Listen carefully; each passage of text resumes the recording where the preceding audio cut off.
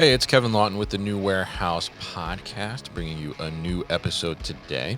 And on today's episode, I am going to be joined by Charles Cushing, who's the founder at StartOps. And StartOps is a community for operators. And we're going to dive into a little bit about his background, how he came to found this community. Also has a podcast too, as well. So we're putting him on the other side of the microphone today.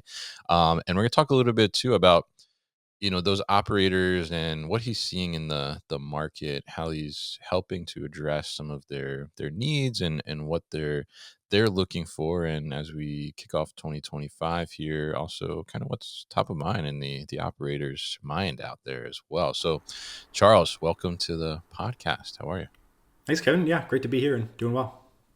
Definitely happy to get you on. And yeah, happy to give you a break from the hosting duties a little bit too there, as you joked before we start to record. So tell us a little bit about your background and how ultimately you kind of came to found this community, startups.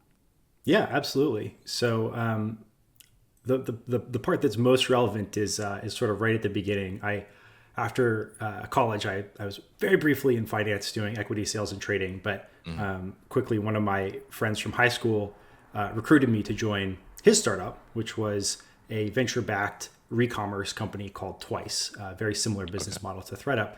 And I started out in finance there, but pretty quickly they needed like a COO type, and I was available. So ended up taking that company from when I joined, it was I think sub 10 people, Mm, up over the course of 2 or 3 years to about 300 at the time that we exited. We got acquired by eBay to power their assisted selling. And that was just like a complete trial by fire. I'd never done anything operational in my life. mm, And so pretty much every single day had questions that I just like wished I could talk to someone about. mm, I had mentors who I could hit up once or twice a year, but they were very, very senior.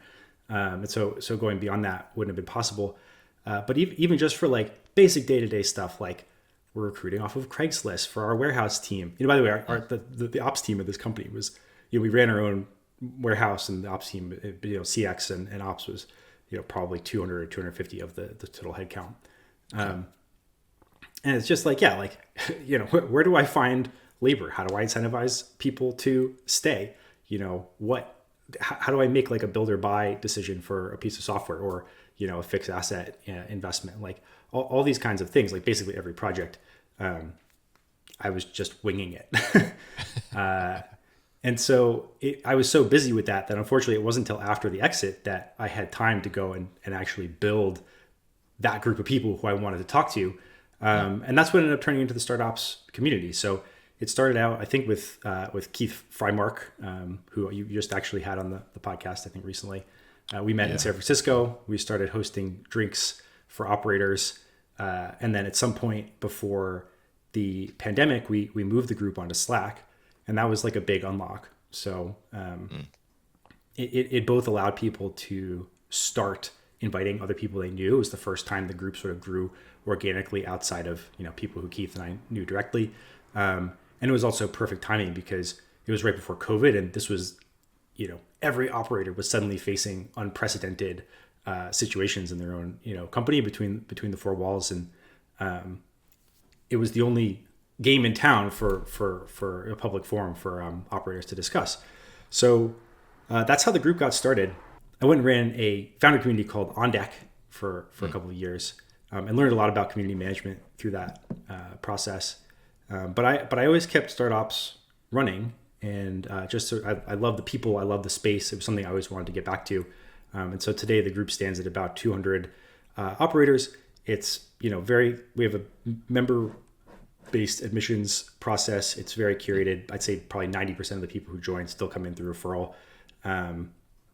And we try to keep it to basically like active supply chain CX and finance operators at omnichannel brands, right? Digitally mm. native brands for the most part. And that's how the group stands today. Yeah, very interesting there. And I think, similar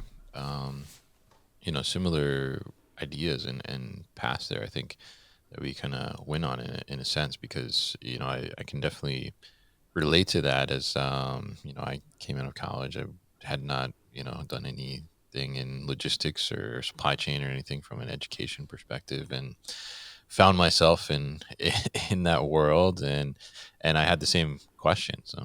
Started looking around, and like, oh, there's nothing really easily digestible or interesting to learn about what's going on in the warehousing industry from. And that's ultimately how the podcast started too. So I think it's great that you had that itch, I guess, in a sense, and you went to scratch it, and you found out that, like, well, other people are looking for the same kind of information, and just like, how do I just bounce something off somebody else, or somebody else is probably done what I'm trying to do. So how do I tap into their knowledge, and how do they tap into my knowledge? And I think, creating that community is such a great way to do that. As started to tap into these other operators as well, what were some of, like, the challenges that they were facing? Because you started this a few years ago, right? So, obviously a lot on that omni-channel space has happened in the last 4 to 5 years, especially. So, like, what were some of the big challenges maybe in the beginning there that stuck out, where people are like, oh, I'm so happy, like, I have somebody to like Yeah. relate to what I'm going through. Yeah, it's interesting. Like, so whenever someone comes on board, we ask them what they're looking to get out of joining the Mm, group, and it's pretty consistent, and it actually really also matches sort of the percentage of like the types of questions that get asked in the group.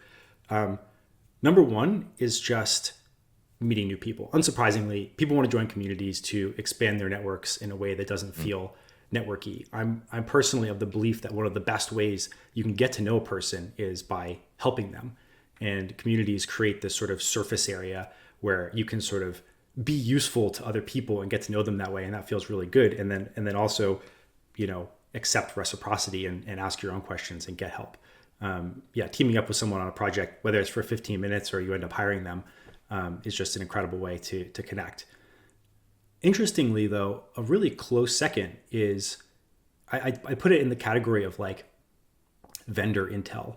mm, I feel like this is maybe a controversial statement, but I feel like a lot of being a great operator today is effectively stack building, partner selection. mm, Nobody does everything in house anymore. Even if your main partner is just like your 3PL, right? That's just such an important relationship.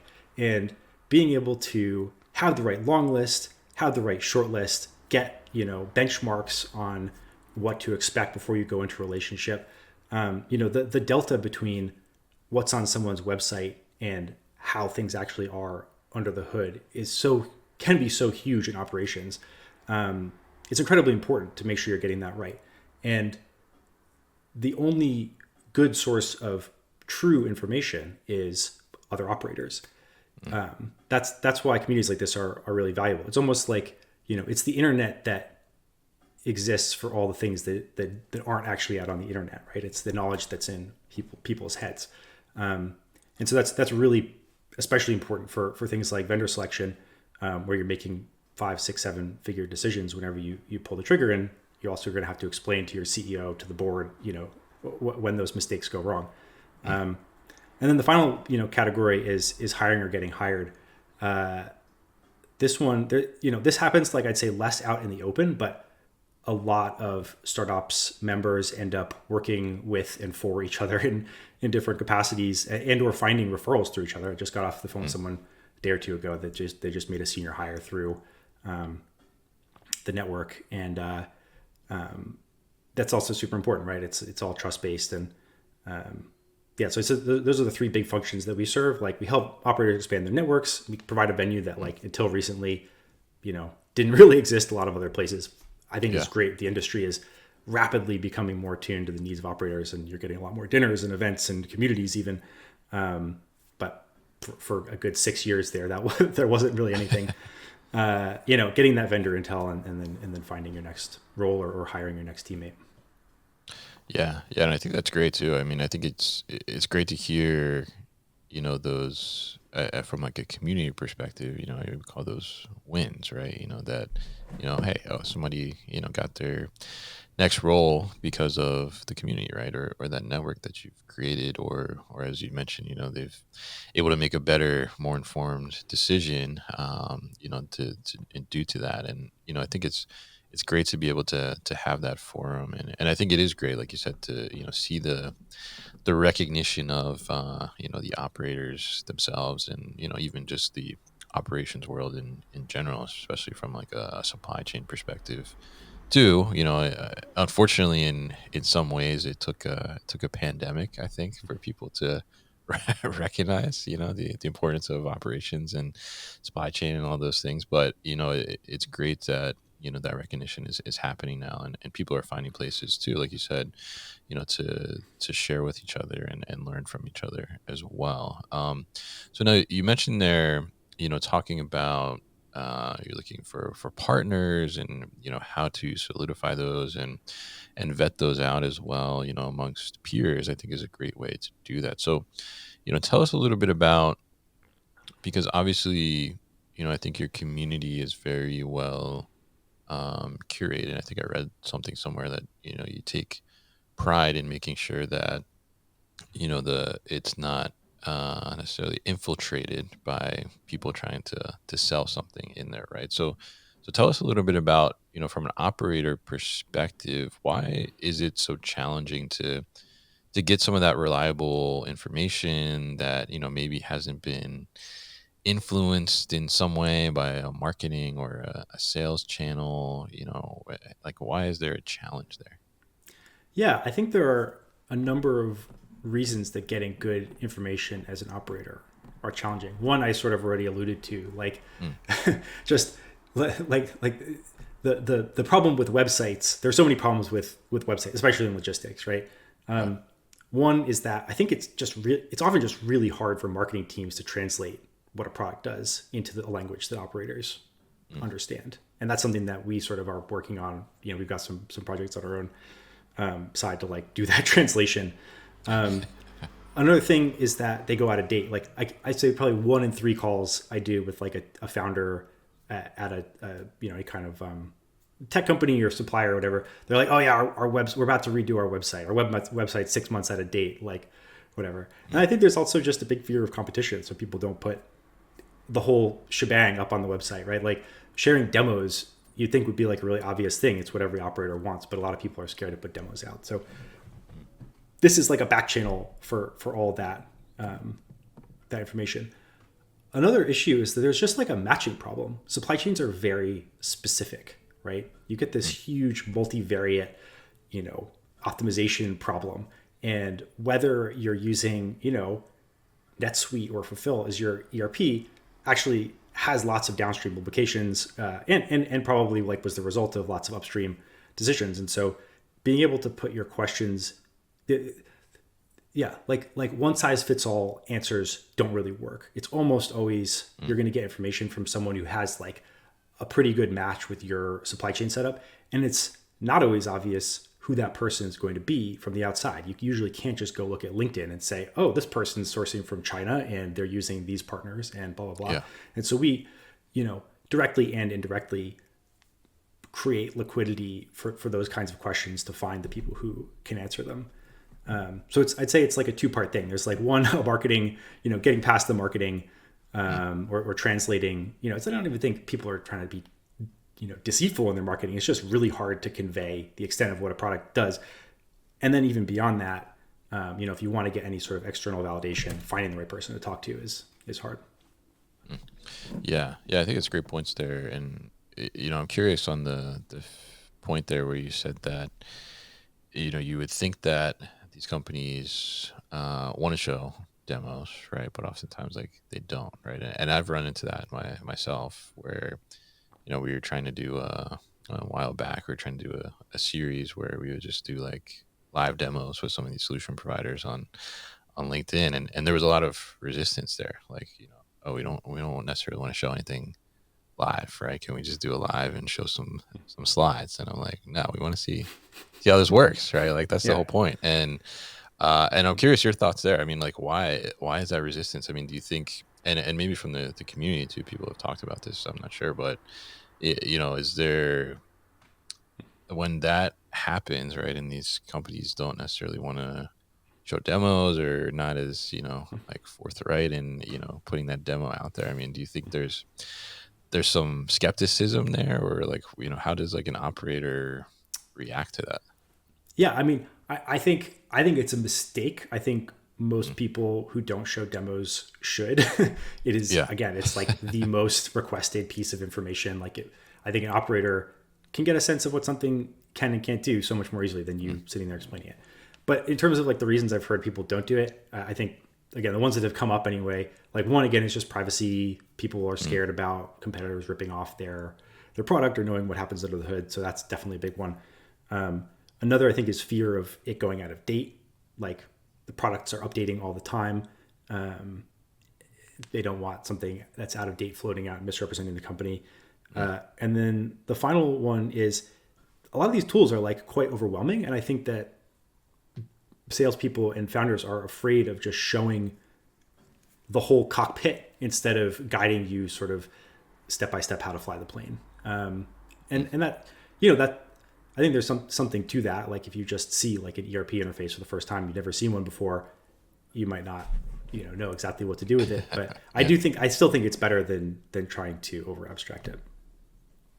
Yeah, definitely. I think it gets like cloudy then, in a sense, right? Because you're kind of like, as an operator, you're just like, well, just how does this work? Like, just let Right. me like What play are the around with it, or tabs? What do the tabs say? yeah, Is there an inventory show tab? me. Okay, cool. I know it does inventory. Like, yeah, there's a lot that you can sort of shortcut there. But Yeah, definitely interesting there. And so, obviously, you have 200 operators in this community, right? And obviously they're talking in there, I'm sure, right? And talking about some of the things that are important to them. So, as we're in the beginning of 2025 here, I'm curious, from the community, like, what are some of the hottest topics that are being talked about? Like, what's top of mind for these operators, and what are they maybe excited for in 2025, or maybe what are they worried about, concerned about for 2025?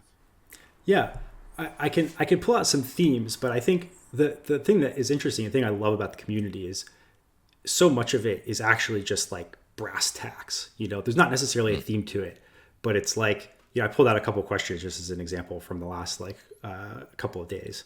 It's like, for those working with retailers and wholesalers like EDI, big box, how does your org structure ownership and responsibility of monitoring and addressing chargebacks on their remittances, right? Or like, curious if anyone has any perspective on the flexibility or fungibility of scanning GTIN 12 versus GTIN 14 for master case labels. Like, it's like the, artists discuss turpentine, like nitty gritty.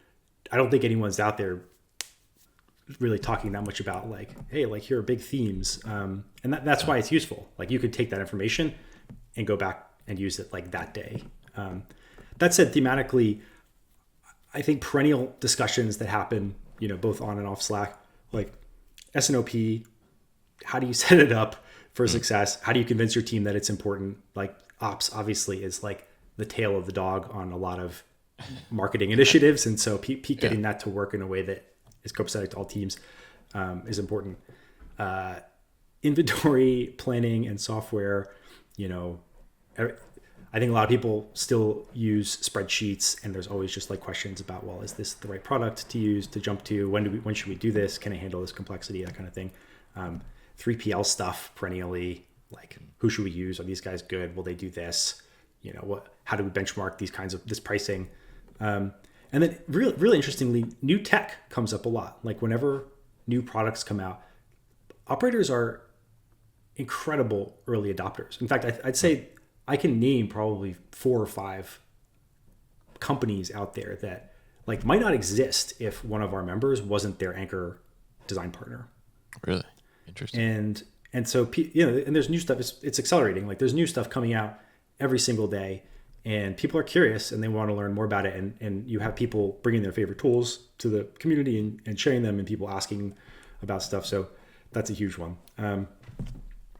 Like obviously there's some timely stuff. Tariffs, Section 321 has come up a bit. Carrier diversification, onshoring. Like if you had to pick some themes, but Yeah, it's mostly nitty gritty stuff, and then really interestingly, I was thinking about like non topics. Very little explicit discussion of AI in the Hmm, group. Like interesting. people are using it, but it's Yeah. not. It's just kind of part of the drinking water. Like we got people using it for all teaching their team to write scripts, whatever. But like it's not. It's not. There hasn't really been any like significant discussion about that. Um, and then yeah, also like I feel like sustainability to the extent it was never like a huge topic honestly, but it hasn't Mm, really been that much in the discourse recently as much as you might expect. yeah. Interesting. Yeah. Interesting to hear that and kind of the variation there and the questions as well. And some of those examples too, like, yeah, I mean, that's definitely something like, yeah, the G10 12 versus G10 14. I mean, that's something like you're not going to find on like a whole podcast episode out there or something like that. Somebody's just talking about that. Right. And I think that's really interesting to hear. I'm curious there too. When you look at this community and, you think back to like your, beginning, the challenges that you were having, right? Just coming into operations. Uh, Actually, hold on. Let me pause there because there was another question I'd forgot there for a second, but I Hmm. remember now. So you mentioned in there that some of these operators are quicker to adopt some of this newer technology, right? With some of them, you're saying even being like their initial kind of anchor clients to have them have some longevity in their business.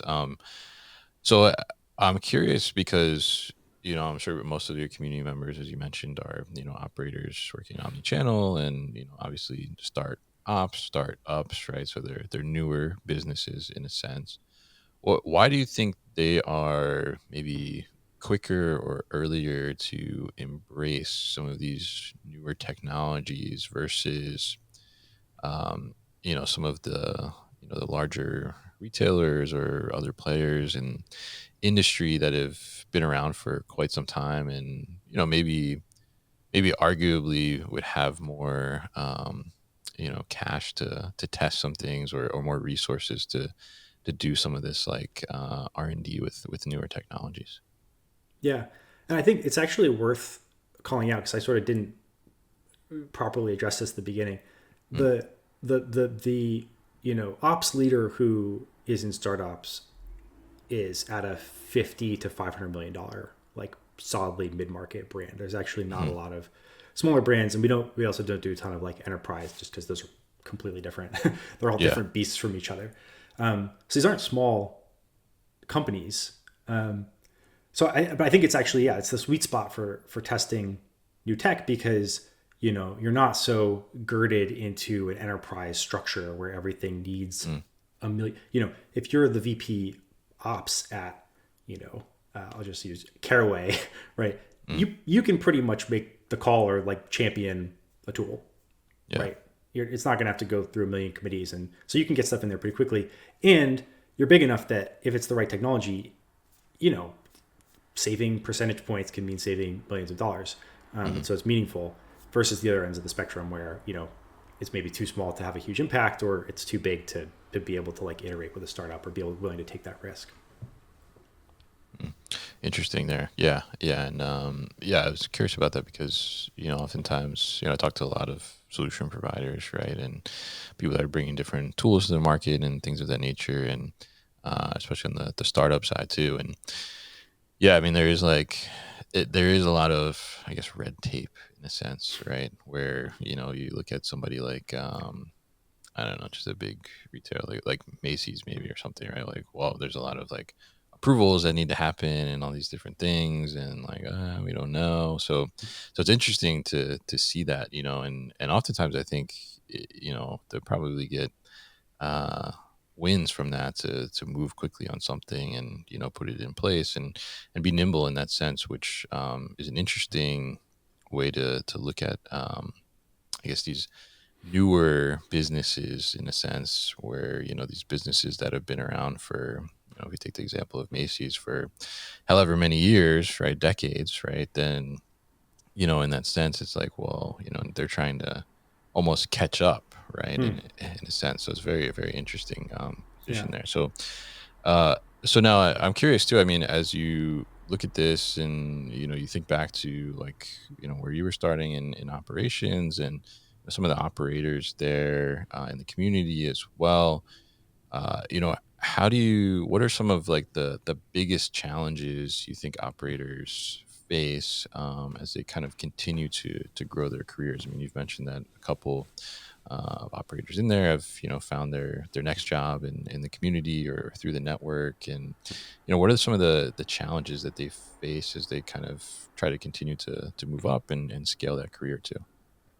Yeah, that's a great question. I think there are a couple.